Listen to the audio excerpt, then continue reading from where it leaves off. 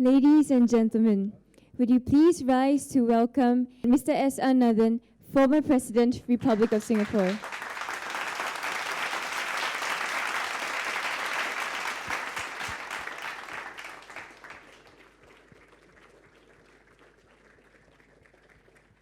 Thank you. Please be seated.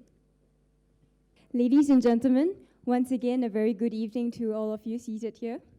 My name is Jessica, and I'm a Year 4 student with the Faculty of the Arts and Social Sciences, and it is my pleasure to be your MC for this evening. First and foremost, I would like to thank you all for being part of You Alive, which is a platform designed to showcase the many outstanding members of the NUS community who are championing causes to make today a better world. So the program that we have for us this evening is going to be divided into 3 segments. The first would be a 10-minute talk by our speaker, Mr. S.R. Nathan. Following that, it will be a 10-minute interview conducted by Mr. Viswa Sadasivan, the chairman of the organizing committee of You Alive. And thirdly, we will be having a 40-minute Q&A session. So for those of us who have burning questions to ask Mr. Nathan, I would like to invite you to make your way to the microphones located along the aisles later on, to introduce yourself and to speak directly into the microphone. This is so as to ensure that the members of our online community who are with us in their homes or wherever they might be are able to hear us speak and we're able to participate directly in this conversation as well. I would also like to remind all of us to keep our questions short and concise, focusing more on the whys of the speaker's passion rather than the technical details. So without further ado, thank you for your kind attention, and please sit back and relax and enjoy the evening.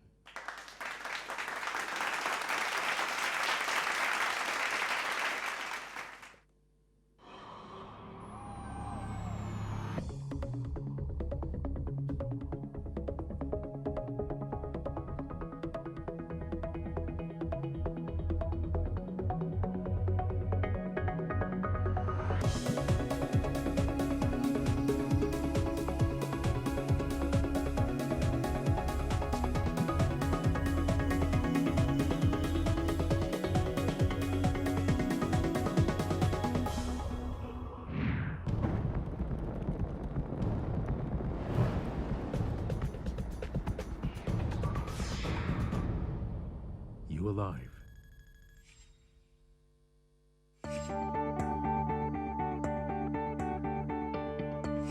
We are a global university. We have a global vision. We recruit students and faculty from around the world. We give them opportunities to learn how to be effective in many cross-cultural settings. And we do this by creating a very diverse environment in NUS.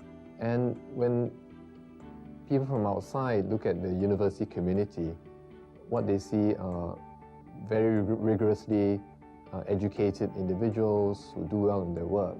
But you know, there are so many universities that are catching up today, and we need to look for a differentiating factor. We must have strong heart. We must go beyond just merely academic excellence. Not what the university does and does well, but what the university stands for.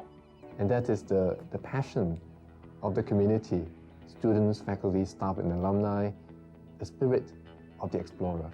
Somebody who is mentally curious, who has got initiative, resourcefulness, willing to break new ground, which requires boldness, and yet is somebody who is prepared to do something different, to make a contribution.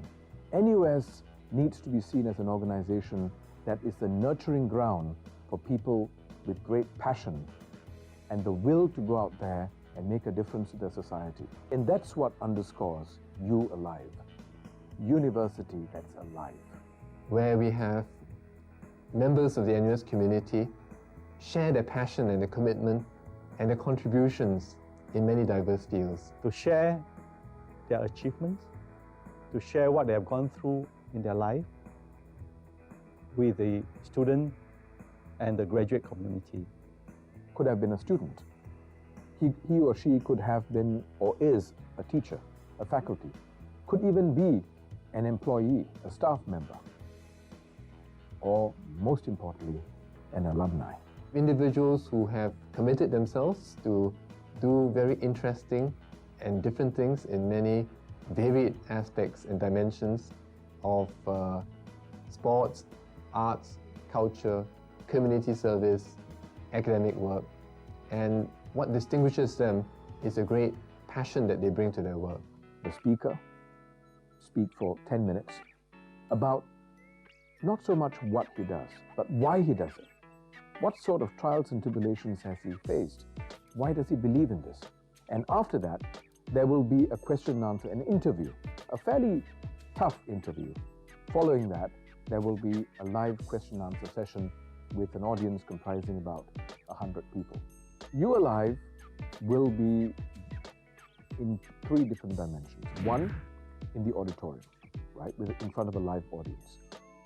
While that's going on, it will be carried live via webcam to the student population on campus. And the students can actually interact live while they're watching it. The third dimension is we're going to be pumping it to linked websites to more than 200 universities, some of the top universities in the world. There's another very important dimension to You Alive, and that is it's mainly driven by our alumni. The whole idea is to provoke thought, ignite that latent flame that I believe strongly exists in each one of us. There are many things in life that will catch your eyes, but few will catch your heart.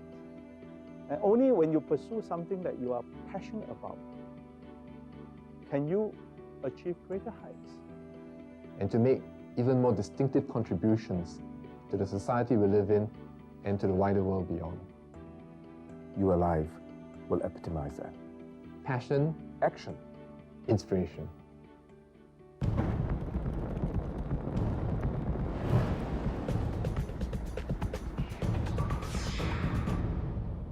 You Alive.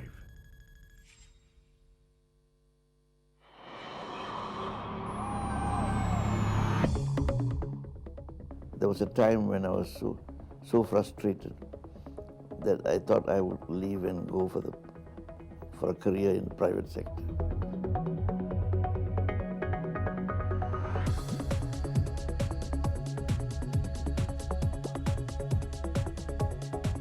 My mother used to emphasize, you have expressions in Tamil, used to say, do your duty.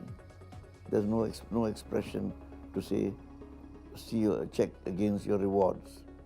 The Japanese gentleman I met during the war, he also gave me an expression, sekini no hatase, do your duty. That sometimes you had to break rules to achieve what you want to do. Yeah, we don't worry about consequences. You just do your duty, as long as you do it in good conscience and without malice towards anybody. People may disagree with you, but you have not profited from that.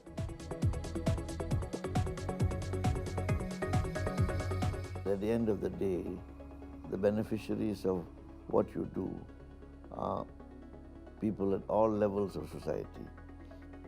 You help make somebody else's day better than yours by greeting them, by shaking their hand, or saying a few nice words to try and resolve their problems. Sometimes you can't resolve their problems, but the fact that you had listened to them, that you had heard them, and their burden is lighter, that's the attraction of public service.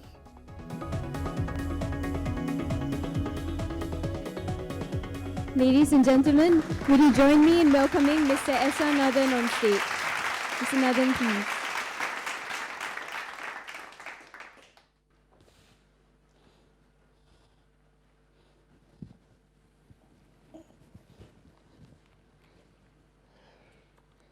President Tan Cho Chuan, alumni, faculty, students, ladies and gentlemen, when I was asked to come tonight to speak to you, I asked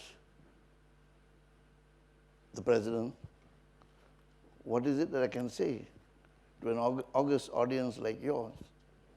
He said, say anything. I'm sure you have had years of public service. You must find something. Vishwa said I should focus on a topic. And there's a string of topics to look at. I decided at the end of it that I'll share with you my thoughts looking back on the road I traveled. Some of you would have read my book, An Unexpected Journey. I covered my childhood, the Japanese occupation, post-war, university, working life in Singapore. It was filled with unexpected happenings, unanticipated developments, and help came often from unexpected quarters. Given the shortage of time, I shall just dwell on the lessons that I draw from these experiences. Looking back at Singapore, the journey we began as a new nation was something unique. Overnight, we had called ourselves a nation. My generation grew as Malayans. We never knew a Singaporean identity. Even in University of Malaya, it was a Malayan identity.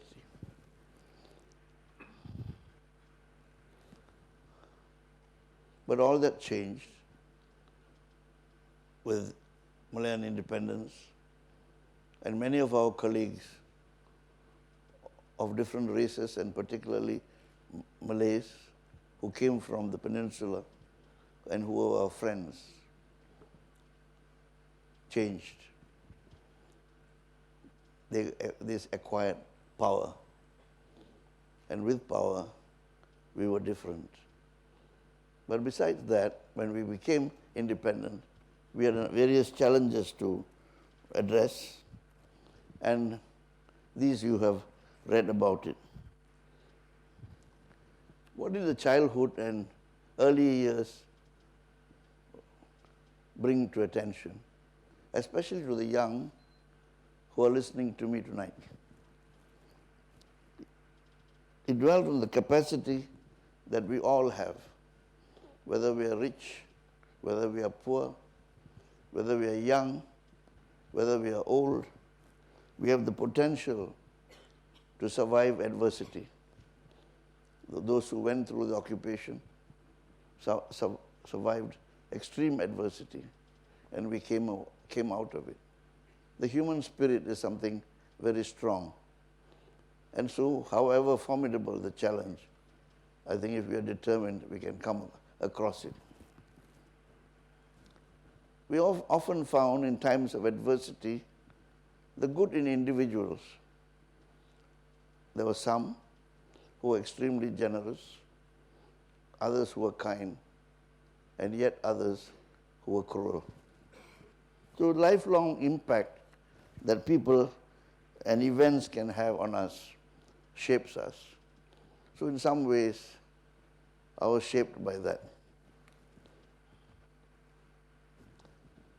Coming to the university as an adult student, I had not finished 7th standard, so I did a correspondence course to get my O-levels, and thanks to the help of Professor Unkwazis and Charles Gamba, who forced me to apply for admission to the university. I had no money. I don't think I could have afforded being without an income. They said, don't worry, we'll find you the money. And surprisingly, the university gave me a shell bursary of $2,000 a year, which took me through the 2 years. But what I've learned in the university, two things. I learned to learn, and it satisfied my curiosity and made me curious all the way, even till today. When I find something to read, I try to see what I can learn from it. How can I apply it? How can I even quote it? The other, in Dunnan Road Hostel, myself and others were much older. We had to mix with young students, some of whom had just finished their first pre-university and full of hope of the future. I could have avoided ragging, but I said no. If that's the way of life, let it be. And I made many good friends to this day, some of whom ragged me, but I never took the revenge on others. So university really taught me that no one should be written off. And if someone is determined, he can get through. We should also value the opportunities and the circumstances that came. In the course that I did, we had practical work to do in poverty-stricken areas. Sometimes it was emotionally hard to seek a solution because you were so much affected by what you saw that you carried your problems with you overnight. And for those of us who are in social work, who are doing voluntary work, who are passionate about what they're doing, this is what happens to them. They carry their problems home. There's no 8 to 5 p.m. The other thing we learned from the experience was not to give up, however lousy a hand you received. There is no use indulging in self-pity. You had to be with determination, overcome whatever your handicap. And then the course of life, after university, I was doing medical social work. As I was telling President Cho Chuan, I didn't think the doctors then appreciated the social side of patients. All they wanted was to clear beds. And I was quite frustrated. Until Mr. David Marshall called me from somewhere, and he was in the habit of holding his Meet the People session under the apple tree. And I thought I was there with some problem, and I was worried what it was. Surprisingly, when I opened the door, without even asking me anything, all he said is, I've got so-and-so, an expatriate, I'm sending him off. Will you take over? I said, if you think so, yes. That's all. The interview was at the door. And then he called the MCS officer and said, sort this out. But it never happened. Changes took place and so on. But it changed my life. From then on, from medical social work, I began to indulge in industrial relations problems, in maritime labor, dealing with them. You've read in my book, Why Am I Here? We indulge in all sorts of industrial relations problems, sometimes very difficult. I was not appreciated by my bosses. I was not appreciated by my constituents, the seafarers. I was not appreciated by the employers. But yet you had to carry on your mission. As I said in my book, I was on the point of leaving. And it took a Catholic priest to ask me, why am I here? I said, Father, what a question. I told you I'm leaving. He said, no. I too ask that question every morning. He said, you know, I'm a priest.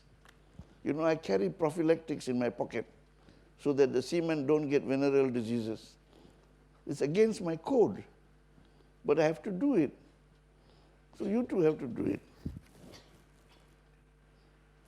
Then I was drawn into the labor movement.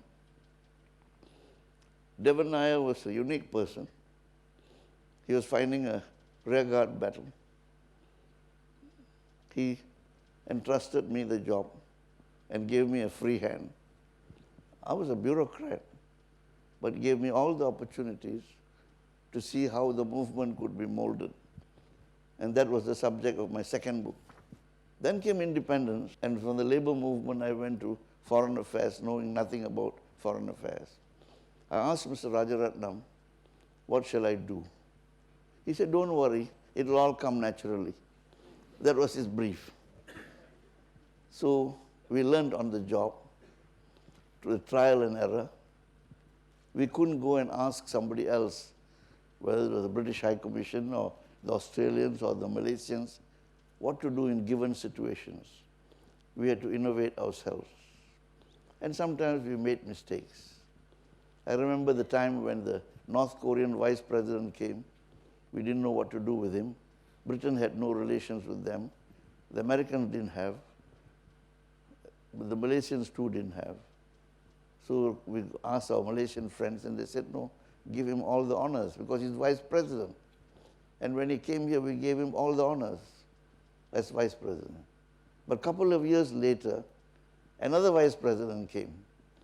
And when Mr. Lee Kuan Yew asked him, how's my friend Kang Ryang Wook? Oh, he's there back in Pyongyang. Oh, you have two vice presidents. He said, no. We have 41. What do you mean 41? When the great leader appoints somebody, he's a vice president. So these are things we learn in the course of experience. We learned about something about the world. We learned about the nature of Singapore, the vulnerability we were exposed to. We had at that time an active communist movement. We had labor unrest. Our expulsion from Malaysia was controversial. And we needed friends. And we had to make friends, not knowing how to do it. So many individuals made contributions. We all learned on the job. And sometimes you had to display courage in saying no. You were sometimes intimidated by diplomats of other countries with long experience who knew everything about world affairs, and you had to give him a negative answer. It called for some courage. And we also had to recognize often what national interest is and why we had to do certain things, notwithstanding that we will become unpopular.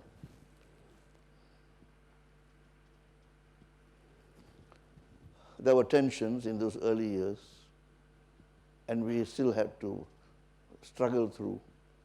And we were a very small outfit at that time. Then came the presidency later, after my stint in Malaysia, Kuala Lumpur, and in Washington. I didn't expect to be one. I was looking forward to retirement when I was told that people wanted to nominate me. I had my apprehensions. I'm not of Chinese origin. I'm of Indian origin. My public life did not involve much engagement with the heartland, and I wasn't too sure how I would be received. There was that apprehension. But I decided whatever it be, I will do what I can. And I remember saying at that time that everybody is part of my parish. Somebody asked me, you have gone Christian? I said, no. It's the English language. And that is what I've done over the years, to treat everybody as part of my parish. The process of government has changed from the time when we started after independence, when we were a small outfit, when there was not much of a procedures to go through, and things required immediate attention, to now a process where things are processed through various ways. I think a whole bunch of rookies, bureaucrats who were rookies, politicians who were rookies, had to contend with independence. And out of that, we have come to where we are. That's been my experience. I think I've said enough, and I'll respond to you as you ask me questions.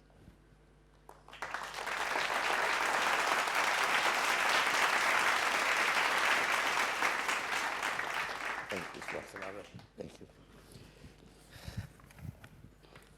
Well, the one line that you said that struck me, a lot of things struck me the most, was what you said about no one should be written off. It's a difficult concept, isn't it? Yeah. Because in many ways, Singapore has been known to be a one-mistake society. Quite a few people have been written off. Maybe not today, but many years ago. Which brings me to a question that I've been wanting to ask you.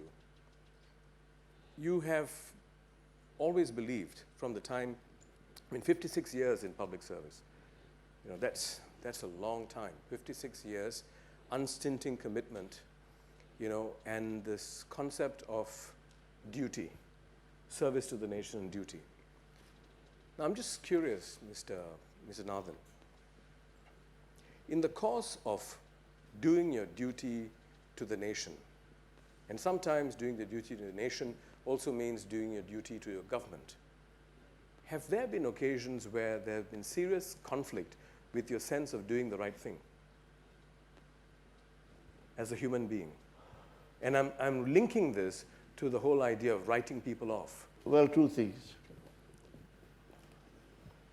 Even today, with meritocracy, the tendency to write off people is there. You have students in neighborhood schools, you have students in elite schools, and one tends to look down on some of them, depending where they come from. But what I'm saying is that we should not write them off. Each one is endowed with their own level of ability.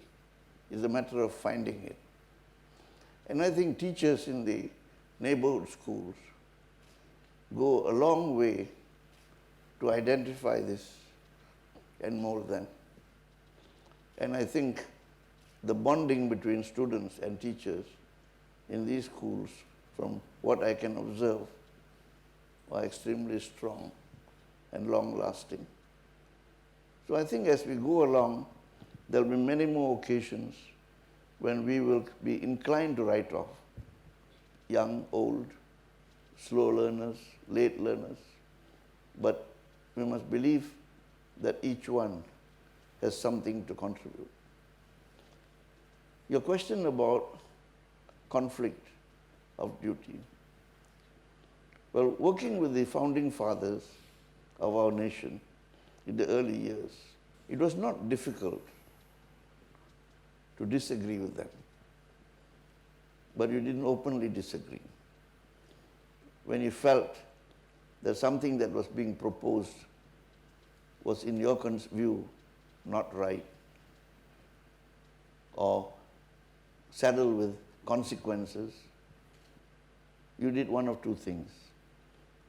Depending on the mood of your principal, you either straight away told the person so, or you decided to go back and write a note explaining why you think such a proposal should not be attempted. And if you still insist, I will do it. But I think it is to the credit of the leaders of our times that they were listeners. They never said they were wrong, but 3 days later, you had the pleasure of knowing that something you said has been accepted, but no credit given to either side. That was the great strength that our founding leaders had. I've worked with them in crises. I've worked them in opportunities of friendship. I've abroad, with them abroad. And their passion for Singapore was something you had to feel. And when they engaged interlocutors in the early years of our independence, when everybody was questioning whether we would survive, the way they carried through a conversation and how they molded their views to reach the destination that they wanted, it was amazing. It was a lesson no book would have taught me. No, I don't think anybody in university would have told me that. But it was an art in itself. I remember one occasion, some foreign correspondents are very critical of us. And Mr. Rajaratnam said, no, he was to talk to the man. The conversation lasted 3.5 hours. Every time I took my notebook to write down, he said, no, leave it alone. It went on.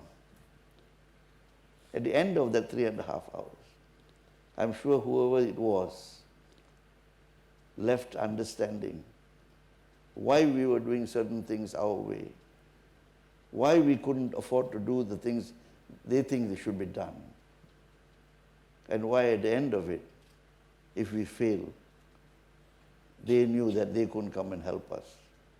And talking about that, what many of us remember was when you were our ambassador in the USA, based in Washington, D.C., you put up a robust defense for something that in the USA would be viewed indefensible, which is the caning of Michael Fay.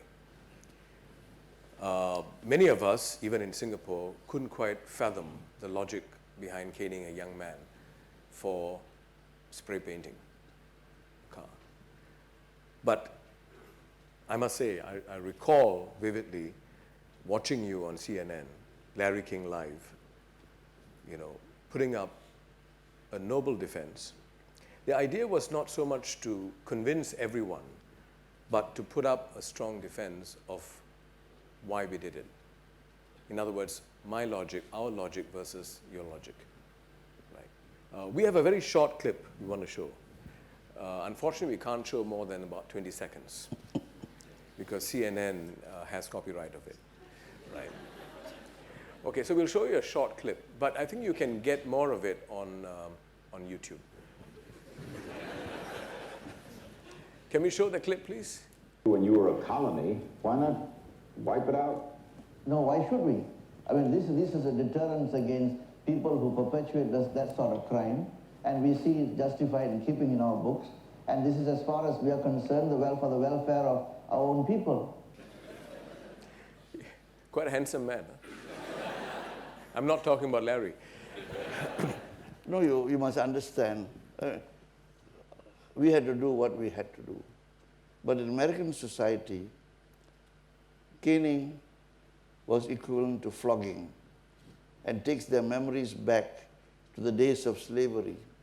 Maybe their guilty conscience, but whatever it be, I could appreciate why they felt strongly, some of them. As I'm trained in social work, my sympathies were not with the perpetrator of the crime. Theirs was with. They found 10 excuses why so-and-so should be pardoned and so on. I said, no. If you have done wrong, I think you have to be punished. And that's our law. And I can't make exemptions for you. We made some exemption.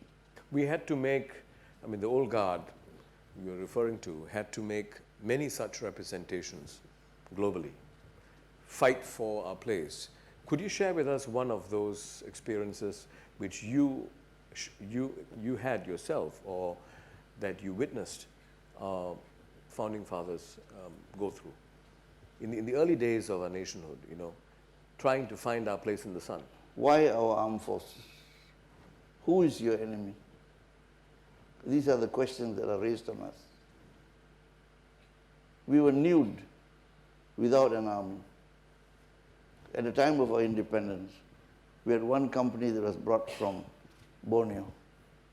We were vulnerable, and we had to start an armed forces.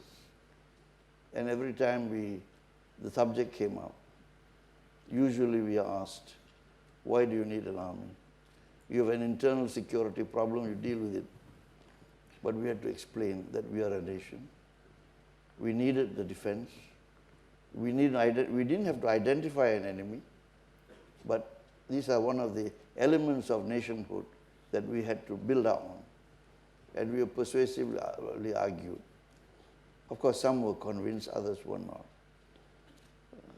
But I think our leaders were so seized with these questions as they were building up this nation. It was not only defense, it was economic development. I still remember as a social worker, we always grumbled. Why isn't the government spending money on a hostel for this or a home for that? And at that time in England or in the West, the values were for the underdog, to provide succor to the poor, and so on. And we were a socialist government and not doing it. Now looking back, I realize how important it was for the leaders to save and invest in the infrastructure, in attracting investments, in creating the jobs, and creating the wealth out of it, as a result of which today, in some cases, I think we pay 90% of the building costs of some of these homes. So if we didn't have the money, we couldn't have done it. It would been nice to have spent it, but where do we go to do other things? So there's always alternative.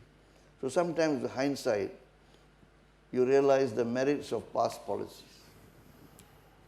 Do you think, Mr. Nathan, on the one hand, it's to your credit that you have been in public service for 56 years, but on the other hand, having been in public service for 56 years and not worked outside the system, is there a risk of, after some time, not being able to see where the flaws in the system might be?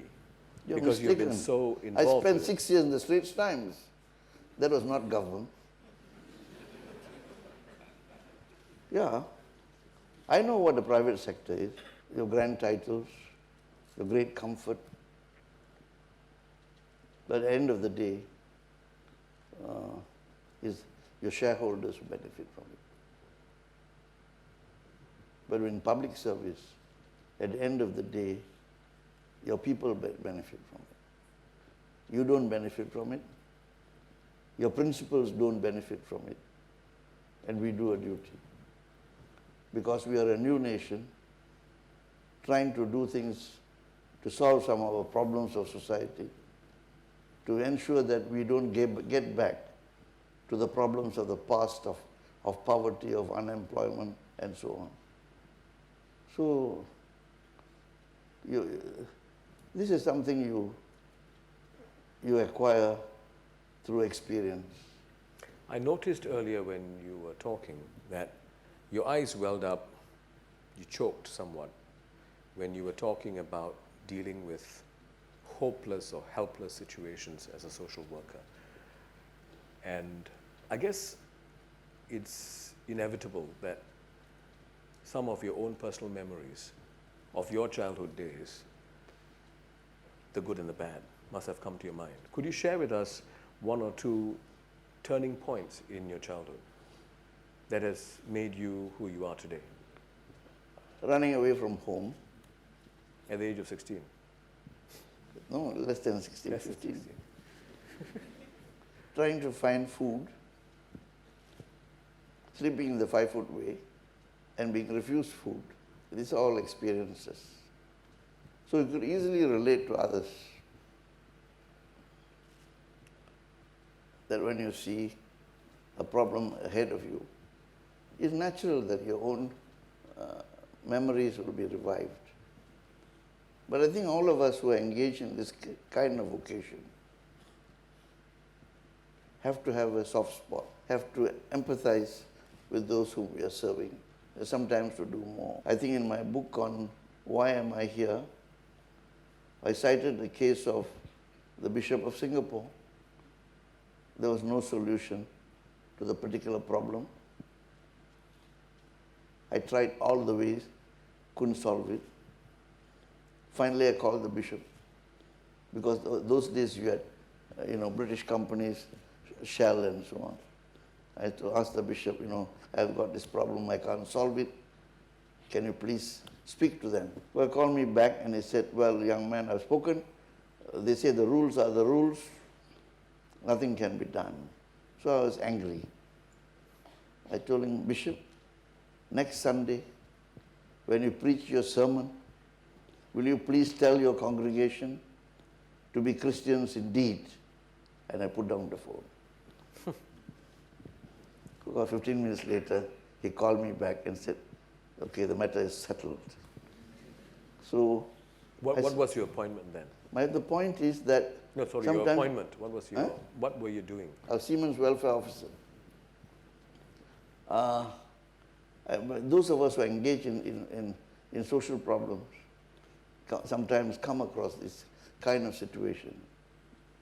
We have to innovate answers. We can't be sensitive about being unable to solve it. We have to try our best. Sometimes you just can't. But in most cases, the solution comes your way. Maybe not all that you expect, maybe halfway. What made you not give up? I don't know. I suppose duty. Because you have highlighted several episodes in your books as well as in person. I mean, you have shared with me some of those most frustrating situations, even within government. Yeah. But what made you stay? You had options. Yeah, I had, but I think what the father said, it was a question worth pondering on. And ever since that experience, every time I've had a situation where I had to, were uncertain which way to go, I asked myself that same question. Often I had no answers, and I persevered. I think it's a question that many of us will have to ask in life.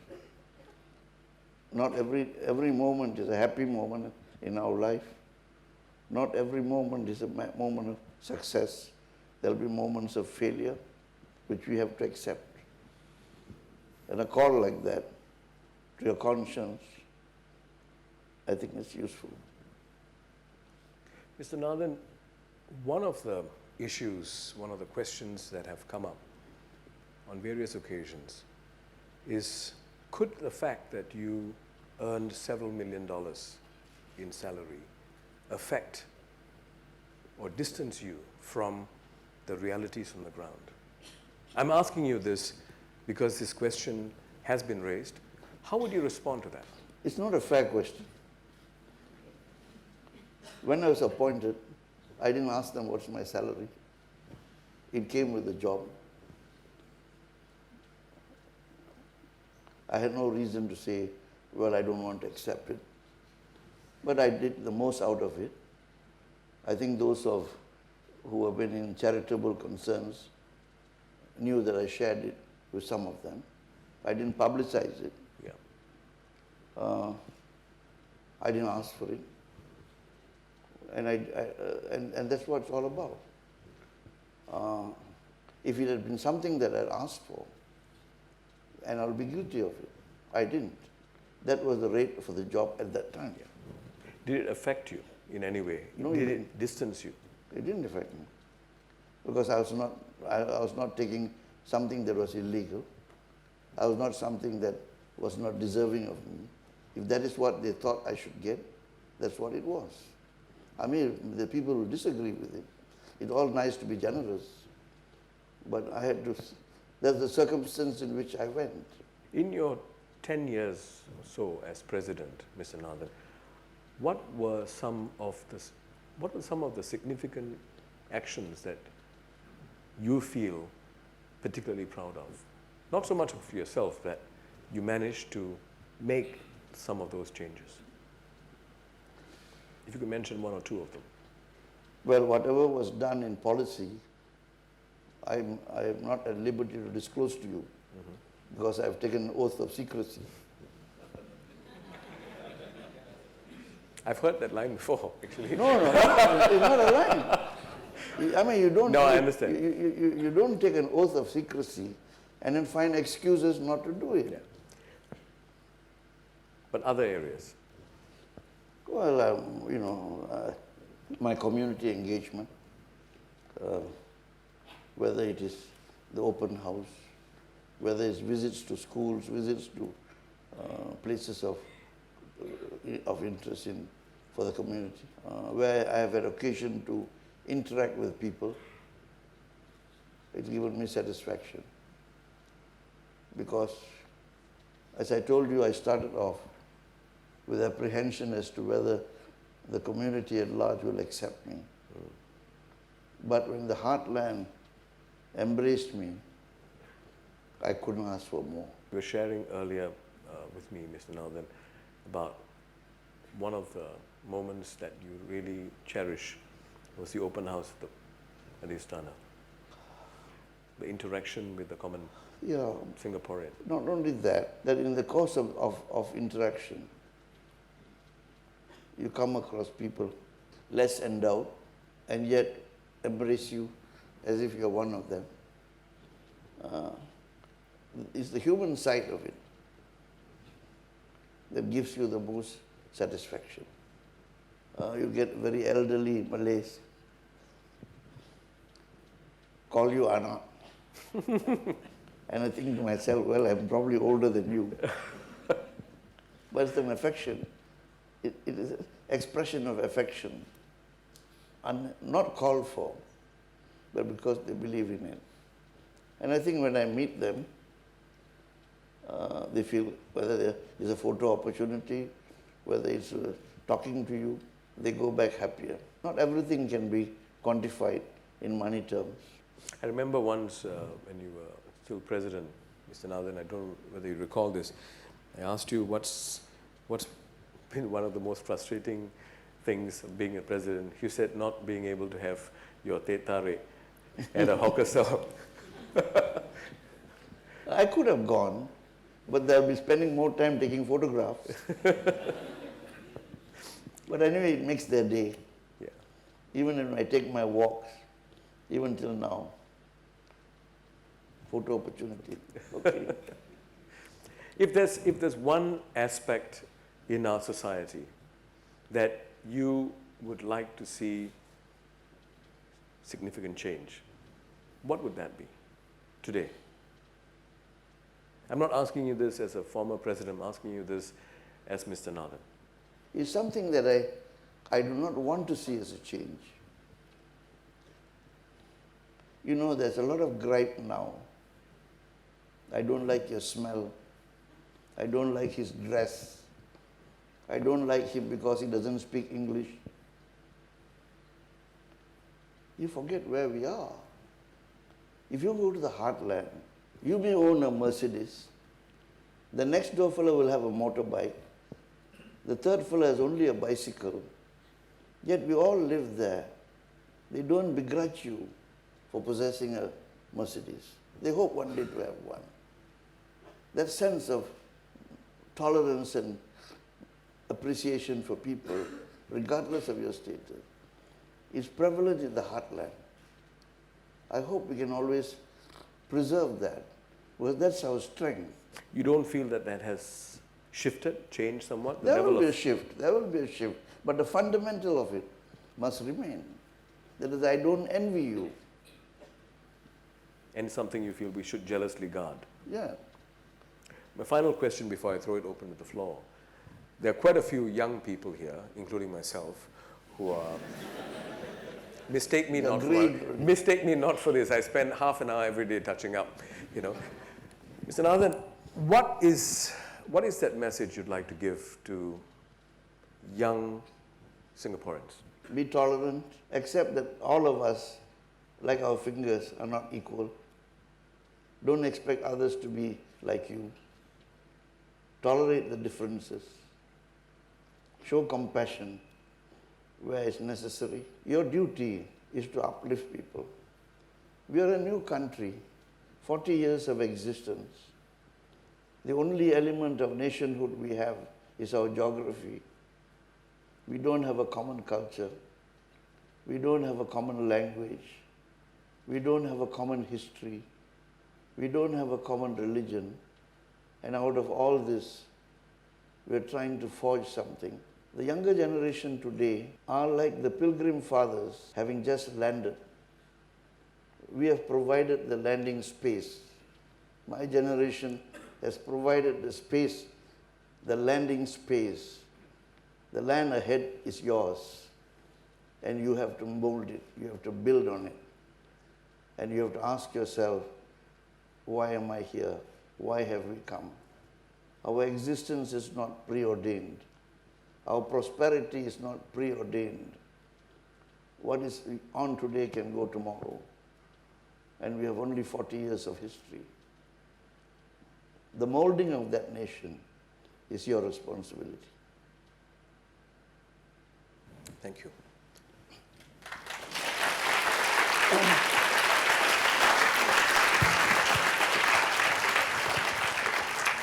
Right. Questions? Okay, introduce yourself, Val. Hello. Hi, my name is Valerie. I'm representing the online community here today. While Mr. Nathan was talking, there was an online chat going on simultaneously. So there were quite a few questions that were asked. I think a lot of them were addressed by Viswa and Mr. Nathan, but I'd like to zoom in on one user who picked up on something you said earlier. And I'll read the question word for word. Where is the user from? I'm not sure. I have the name, Bo Yan Ku. Okay. Mr. Nathan mentioned that the leaders of his generation were good listeners. In his opinion, is this trait absent in the leaders of the current generation? What can common people like us do to encourage better listening as opposed to our very well-developed skill of complaining? It would certainly be nice to hear from someone who doesn't comment publicly on these issues as much. You said that you admired the founding fathers, founding leaders, because they had the capacity to listen. Is that the same today with the current leaders of Singapore? I think so. I worked with them over the last couple of years. The circumstances are different. They're not as pressing as they were before, but they listen. And I must say, I've often spoken to them frankly. Whether it influences them or changes them, events will tell. But I'm confident that leaders have to listen. We can't expect the ground to reach our level. Leaders have to go down to the ground. And I think that's what's happening. From my experience, I mean, I can't say of the current generation, but the one previous to this, while I was president, the leaders I met certainly listened. They listened to you, but I guess the question is, did they listen to the ground? Right? So what's your answer to that? How do you listen to a mob? When you say listen, okay, I interact with you, I tell you, you listen. We meet yesterday at NUSS, we had a dinner, we all talked, people listened. So it's very easy to say, are you listening? How to listen to 3 million people? We are not, in the Forum of Troy or the Roman Forum. So when you ask me that question, are they listening? What exactly do you mean? Listening to you, yes. Not listening to him because he's not talking. So how to determine this question of listening? I sometimes want to know what it is. I mean, do we have a big town hall meeting and we all come up and speak about it? I don't know. I guess what the person is driving at is, do you think they have a good sense of the feelings, the mood on the ground, the concerns on the ground? It won't be fair for me to comment about them. I think you have to ask them. Yeah, I think that's a fair. But in my experience of interacting with them, I think they listen. Yeah. Okay. Is there any other question? No. Why don't we have a question from, yes, sir, and then yourself after that. Right. My Your kaki. university mate. Your kaki. Yeah, my name is Tan Si Ping, alumni of University of Malaya, same as Mr. Napi.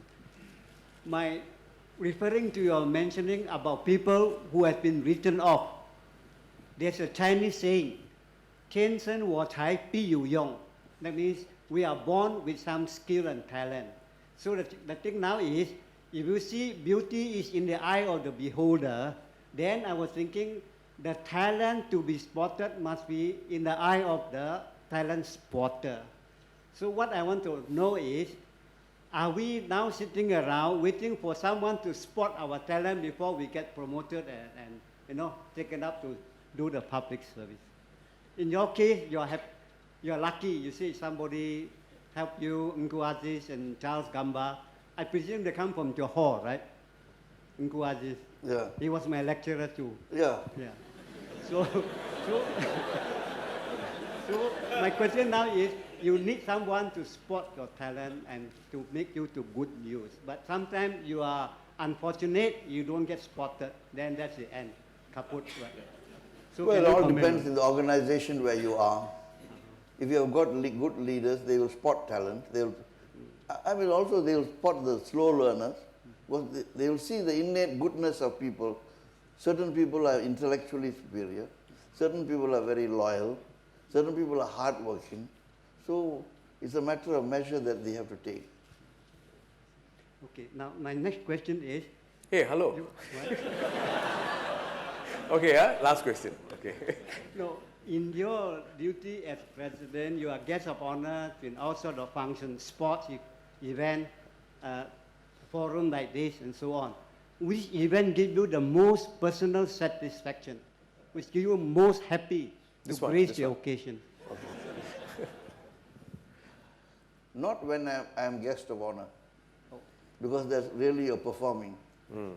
It's when I interact with people, whether I'm East Coast Parkway walking, people talk to you, or when I have some gathering where I see people, where you are not on show. I see. Whereas guest of honor, you're on show. I see. So that being the case, since you are always on the spotlight, the reverse of the coin. As a president, what have you to sacrifice? Supposing your privacy, right? Or maybe your qigong or something like that, your tennis game that you have to give up because of the public office. I mean, you have to make sacrifice, right? Well, so can you name what sacrifice that you just said, I couldn't go to the coffee shop. That's one, yeah, that's one. But okay, I think you must give others a chance. Yeah. I know the most memorable one I want you to choose to see what is the case that you miss most. Sorry? What is the event that you miss most, like sacrifice you make most? No, one more. The larger just one more. MV Raju. One more. MV Raju, you went in as a hostage and all that. Is it a very great personal sacrifice? In fact, you may even lose your life, right? I wouldn't be your wife worrying. But that doesn't happen. That doesn't happen in the presidency. I know, but before, pre. So as a public service, I think you're coming close to badgering the speaker. That's him. But I'm sure the point will come through in this dialogue. What were some of the things that he felt he had to sacrifice in his office, while being in office? Can we have the next question, please? Yes. Good evening, Mr. Nathan. Can you hear me? Yes. Yeah, my name is Mihir. I'm an NUS alumni. Graduated last year from the NUS Overseas College at Silicon Valley. It's been probably 6 months into my work in the corporate world. My question to you is, where do you draw your source of energy from to kind of pursue and to continue maintaining a strong attitude both personally as well as professionally? So what was kind of your source of energy? That is my question. The man up there. Okay. That's where the energy comes.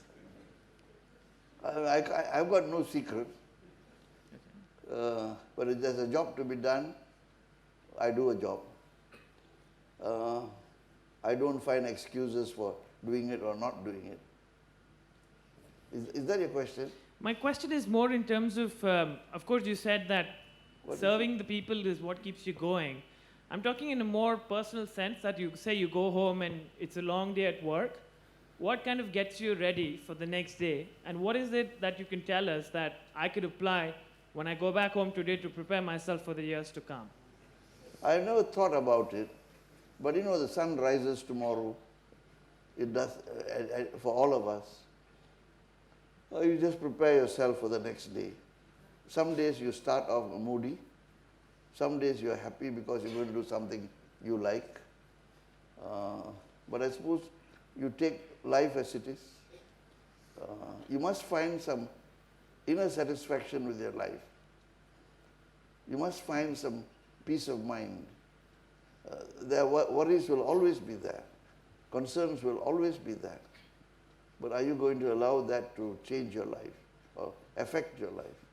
There are big problems, there are small problems. It depends on your philosophy of life.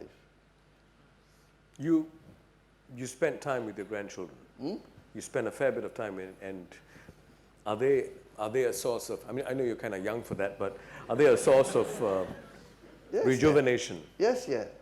I mean, of course, you know, they are different from my children. Yeah. But they're also, you know, growing up. They want to live their own lives.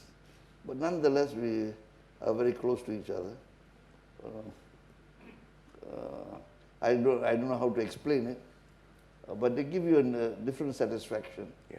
To see them grow, to see their values, to see them coming back to you with affection. They're infectious. So, you know, are you married yet? Okay, get married first. Okay. But I guess the point Mr. Nathan made about inner peace, you know, I guess that's what keeps you going, you know, and you're talking about rejuvenation. It's very hard, I guess, in a short dialogue like this to put that across. Maybe you can catch him after that, afterwards, and ask him that question again. Certain amount of spirituality is important for one to have a philosophy of life. Okay, who's next? But nobody else, only this area here? Okay, yes, the lady first and then the gentleman after that. Hi, Yeah, I'm Nene Bari. I'm an exchange student from the Netherlands. From where? From the Netherlands. From the Netherlands. Huh? Okay. From the Netherlands. I'm wondering, have you always felt that you were meant for something big? And do you still feel it in the meaning of, do you have short or long-term ambitions that you wish to accomplish? Have you always felt that you are destined for something big, something significant? And do you have, at this point in time, any further ambitions to achieve? Well, I was a hawker assistant, and I thought that was going to be my life. And the war came. It changed my life completely. But there were no ambitions. Things came my way. At 87, in the winter of my life, with no more springs ahead, what ambition can I have?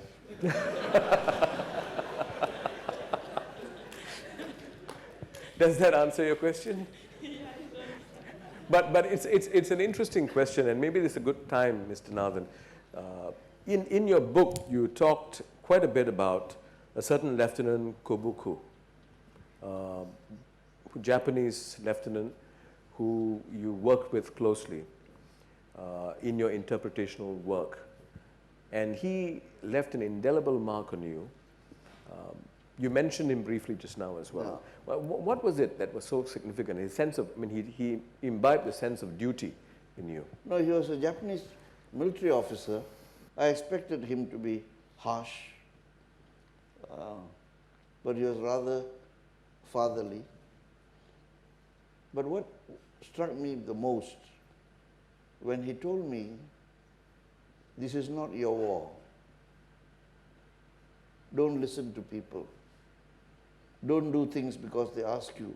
Ask yourself whether it's right to do it or it's not right to do it. And that was important. And as I said, his parting words were, do your duty. He was stoic, very, very, very much in the samurai tradition. Never mixed very much with people, paid for everything that he ate or did, no show. But he taught me a few lessons about life. He said, people ask you to do things, do be careful, don't just do it because they're asking you. There are many people who would have The most important question was that, look, this is not your war. There are many people who would give such advice in one's life. But why was this man's advice so significant as a turning point for you? Well, nobody had taught me in school. No teacher had told me. I mean, the first question was, what's your nationality? I never knew what my nationality was. I couldn't tell him I'm a British subject because he was Straits-born and took pride in our British subject status. And I thought if I told him British subject, maybe he will send me to camp or somewhere. So I hesitated, and he finally concluded, oh, you're Indian. I said, okay, you're Indian. Then he asked me, why did you learn English? No, nobody told me why I was learning English. You see, your father is you're Indian, why did you learn English? And he was coming to the point to tell me, why don't you learn Japanese? And he said, we'll be here for a while, why don't you learn Japanese? So these are very profound statements, a person will thought through. And when he went away, he made sure that I was not around when they left. And I kept in touch with him. He left me a note which I kept. And I remember the occasion when we had a Way conference of youth, UN conference of youth. I met the first Japanese after the war. I showed him that note. And I said, when you go back to Japan, see if you can find this man. He found him, but he never communicated with me. Then later, when my friend from the International Transport Workers Federation was going to Japan, I gave him the same note, and he found the man in a sanatorium. He had been a prisoner of war in Russia. And so I went and met up with him and realized that he had a son of my age. That's probably the reason why he took a certain fondness for me. That gentleman in blue. Yes, you. And then somebody else. 1, 2, 3. My name is Ginny from Chemical Engineering Year 1. I have 2 questions for you. Sorry, 1.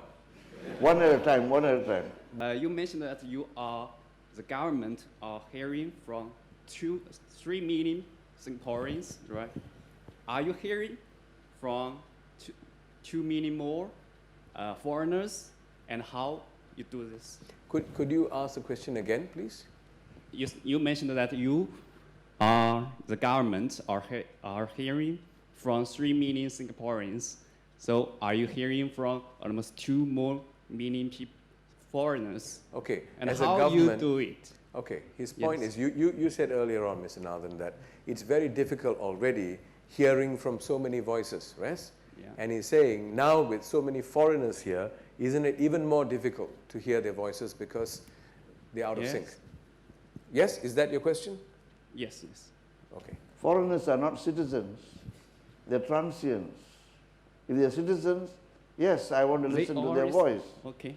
But I don't want to go around and meet every tourist and ask him, have you any questions for me to answer? Okay.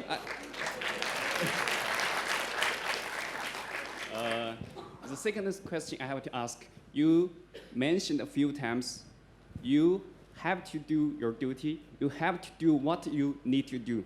It seems that you always do things solve problems. Do you create a future, imagine what the future could be, should be, And my question is, what's your vision of Singapore's future Singapore? What will bring Singapore together as one solid nation? So basically, your question is, what's your vision for what's your vision? What's your the vision future of of Singapore? Maybe 100 years later? 100 years later? I just answered that question earlier about my message for the youth. And that's a message of hope. And I have great hopes for Singapore. Okay, yourself first and then you, please. Thank you. My name is Sebastian Ruengavo from the Department of Sebastian Political Science. from? Department of Political Science. Where? Department of Political Science. Yes. Yes. Where are you from? Which country? Uganda. Which country? Uganda. Sorry? Uganda. The war changed your life, and public service gave you a duty. Considering the changes that have taken place in the global geo-economic and geopolitical dynamics over these years, do you feel like challenging Singaporeans either to prepare for or think about the currently changing, again, global geo-economic and geopolitical dynamics that may need the Singaporeans to think seriously about the geostrategic interests of the country? Is your question that whether Mr. Nathan feels that Singaporeans need to change the way we are to fit into the changing global? Not necessarily to change, but to prepare for the change. To prepare for? Yeah. Are we prepared for the current changes globally? Yes. And should we change? Well, globalization will force us to change in the economic circumstances that we are in. We have to change. We have to anticipate change and adjust to it. As a society, we also will have to change.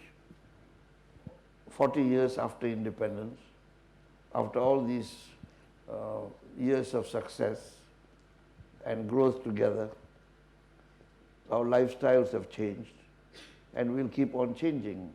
But I can't grasp your question. What do you expect people to do? I guess his question is whether you feel, underlying question is whether you feel that Singaporeans are prepared. I don't think they've thought about it, but they will have to change. Economically, it's very clear. Society will have to change to meet the demands of the changing world. Globalization will bring all kinds of changes. I don't think they're losing sleep over it, but inevitably it will happen. But it won't happen today and then tomorrow, no. It will be a process. We'll drift towards it. Right, thank you. My name is Kedar, I'm from India, and I'm here. Which part of India are you from? Maharashtra. Huh? Maharashtra. Maharashtra. Maharashtra. I'm here PhD student at Department of Microbiology here. Microbiology, yeah. Could you bring your mouth closer to the microphone, please? I used to ask you your thoughts about the more important thing in a leader, a more important quality in a leader. Is it talent and intellect or compassion about people? Is it the qualities of a leader, is it talent/intellect or compassion? I have never addressed that question, no, because I can't make profound statements about leadership. Who according to you is a better leader? Huh? Who according to you is a better leader? No, I'll be presumptuous to talk about leadership. I would certainly like to see leaders who are committed to the progress of their community, who are prepared to engage the community and uplift it and bring it forward. What kind of person this person will be, I can't say.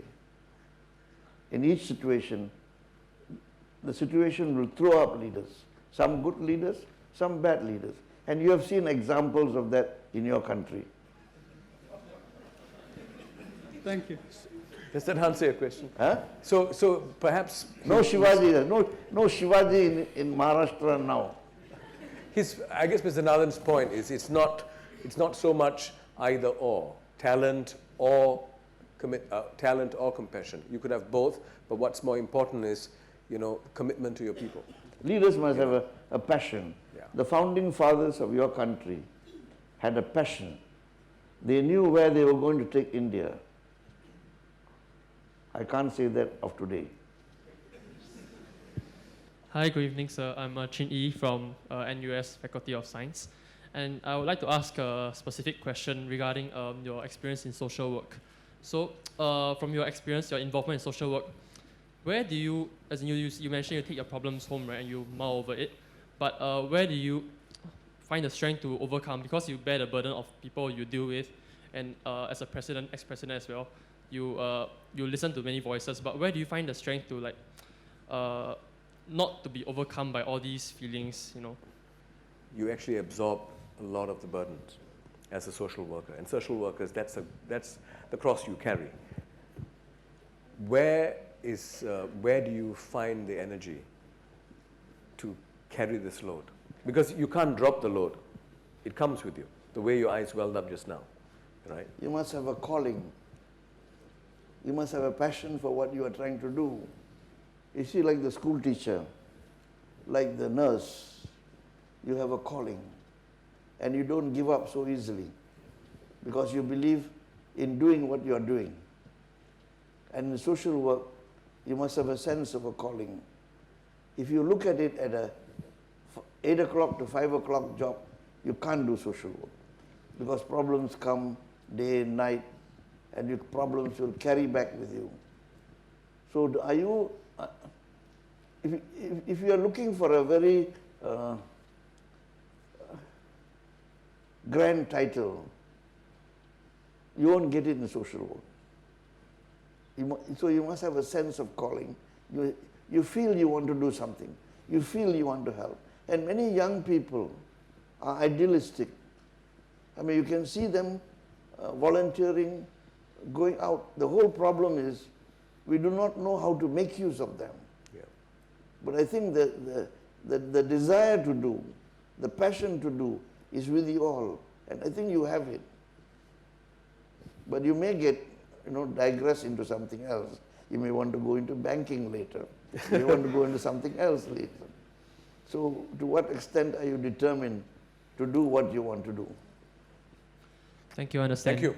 Yeah, I don't think I'll go into banking. I'm quite bad at money, so yeah. Thank you. Are you a social work student? No, he's a science student. Huh? Science. But there's nothing stopping you from going to social work. You No, can you correct, can you do can it correct the wrong at some part-time. point. Huh? Sorry? You can do it part-time. Part-time in science and full-time in, okay. All right. Yes. Hi, my name is David. I'm an exchange student from Texas. David, is it? Yes. Okay. And my question... From Texas? Yes, sir. Yes. Huh? From Texas. And my question is, if there's one thing that you wish you would have known back when you were my age that would have helped you in life, what would it be and why? Is there one thing that you should have known better at his age, which is what, 16? Okay. +4. Not to run away from home. That's why I'm studying abroad. What is it? What is that one thing, if you had known better then? If there was one thing that you would have known that you didn't know that would have helped you in life. Yes, if there's one thing you would have known that would have helped you. My circumstances were such that I had no alternative. I was living by the day. I had no vision of the future. I saw no help coming to me. So it was an act of desperation. Does that answer your question? I guess not. No, it was more like, if there is one thing... If you had a chance to relive your life, one of those kind of questions, right? Yeah, like what was one thing that if you look back on that would have helped you through life? What's one thing that you didn't know that you know now that would have helped you? Are you a philosophy student? No. Okay. What is it? I don't know how to interpret this question. Okay, never mind. It's kind of Texan, no? What is it? But I guess the drift is, if if I was to recast it, tell me if I'm not doing your question justice. If you had a chance to do it all over again, would something that you picked up in your earlier life, could it have changed the way you are? No. If you have a chance to relive, go back. I'm not sure. If I didn't go through all that I did in my youth, would I have reached the presidency? I would probably have ended up as a clerk somewhere. I wouldn't have gone through all these processes. So it's very hard to imagine what you will do if you relived again. At the age of 16, your concept of the world is limited. At the age of 87, you got all the experience over the years. So at the age of 16, our world is small. The whole problem is adults like their children to grow, to be like adults. It's impossible because the framework of your experience is limited. And you likewise expect adults to be like gods. That's also not possible. So we have to all go through the experience of life.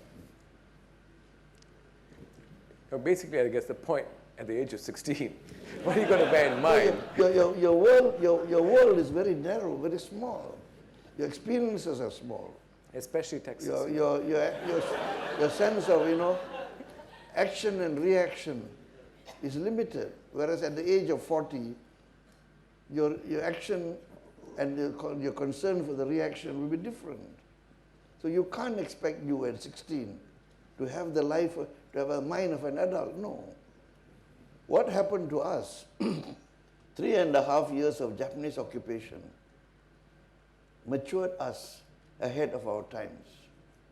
So at the age of 20 or 21, we had the experience of somebody up to 30. That generation that went through the war became adults long before they reached adulthood. Because life was such. There was cruelty, there was nastiness by people, there was poverty. You learned all the good things, you experienced the bad things. So by the 3.5 years, you have learned what somebody would have learned in 10 years.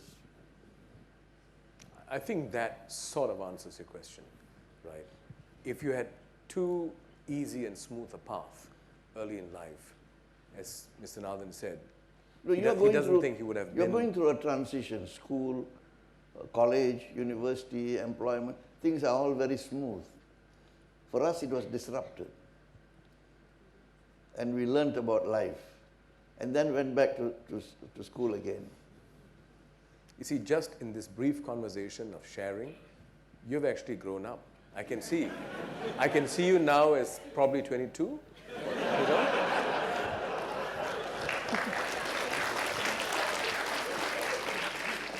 Yes, let's have the last question. Hello, sir. I'm Raman from Faculty of Science. Raman from Faculty of Science. Okay. The question is, you have headed Singapore as a president for around 10 years. If there is one line of recipe that you wanted to say to any country, if it follows that particular recipe, so that the rest of the world really respects and love that particular country. The question is there one line of recipe that any country should follow so that the rest of world would see them as a good and a loving country? Well, is there a recipe? And there's got to be one line. Is there a recipe that you would offer to all the countries in the world? No. We are a small island state. As I told you, we don't have the history of your country. Our experiences are unique. We can't tell you what you can adapt from our experience. We have adapted a lot of things from the experience of countries like yours, like China, like Indonesia, like the West. So we have adopted all that. So it will be presumptuous on our part to offer you a solution. I mean, not only to India, I mean, in particular, Huh? but in general, if you would want to say something that if a country follows, so that it won't be seen as an enemy by other. I would want to say, but I don't think this is the forum where I would say about your country. No. Okay. All right. I'm sorry, that's all. In fact, we've seriously overrun. But I think we enjoyed the session very much. It was a very different session from some others. It's different because I think for many of us, it's the first time we are hearing Mr. Nathan speak the way he has done. At least I have not seen Mr. Nathan speak the way he has done today in a public setting, in a forum. And one thing that struck me the most, Mr. Nathan, is that in spite of the number of years you spent, in public service, the many frustrations that you may have experienced, it's amazing that you don't seem jaded. You don't seem jaded. And I say that in absolute seriousness, because a lesser person would have not just given up, maybe stayed on the job, but given up in spirit and be jaded. Sometimes it's better to go than be jaded. But I feel that for me, that's the strongest lesson. It's not a question of how old you are. It's a question of whether that fire is still burning. And I imagine most of us could see that fire. And that's my takeaway. I believe all of us have that fire. Is whether we want to keep it burning or find excuses to douse it. Thank you very much, Mr. Nathan. Thank you. Thank you. Thank you.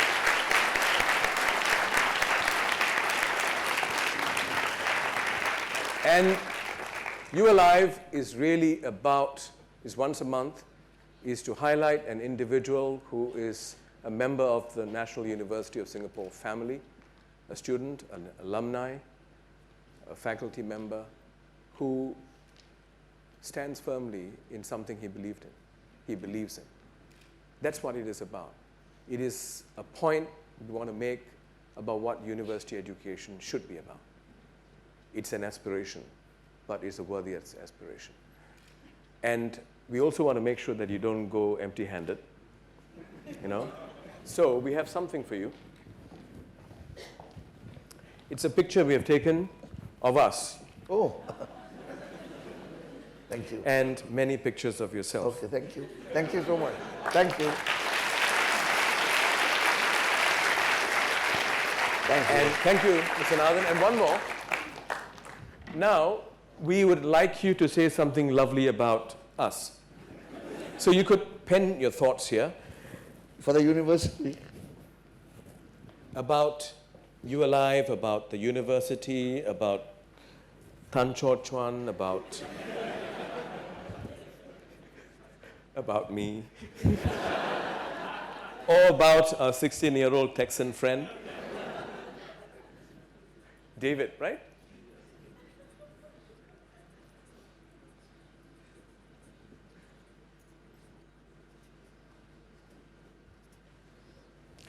Could you read it for us, Mr. Nathan? You read it. Can you? I think it's better coming from you, Mr. Nathan. The university taught me to continue learning. In the world ahead of us, NUS mission towards that end has to be pursued with even greater passion. Thank you. Thank you. Could we rise, please? Thank you. Really, all my cards. Thank you. Yeah, thank you. And we wish you all the best, Mr. Nathan. Thank you. Thank you. Thanks a lot. Thank you. I came by this way. You can go No, on I this go way. by that. Yeah.